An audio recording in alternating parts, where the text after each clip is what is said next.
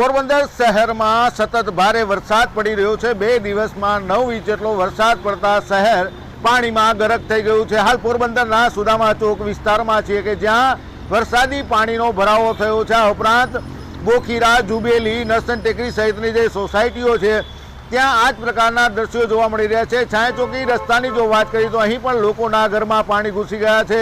પોરબંદર શહેરમાં સતત ભારે વરસાદ પડી રહ્યો છે। શહેરના મોટાભાગના રસ્તાઓ છે પાણીમાં ગરક થઈ ગયા છે। સોસાયટીઓના મકાનોમાં પાણી ઘૂસી રહ્યા છે। કુતિયાણા શહેરની જો વાત કરીએ તો અહીં પણ છેલ્લા 24 કલાકમાં 5.5 ઇંચ જેટલો વરસાદ પડી ગયો છે। પોરબંદરના બરડા પંથકમાં હાલ ધીમી ધારે વરસાદ પડી રહ્યો પણ આ વિસ્તારમાં પણ 4 થી 5 ઇંચ જેટલો વરસાદ થયો છે। સમગ્ર જિલ્લો છે અત્યારે મેઘરાજાની કેદમાં હોય તેમ ચારો તરફ પાણી જોવા મળી રહ્યું છે। જીતેશ ચૌહાણ, પોરબંદર ખબર।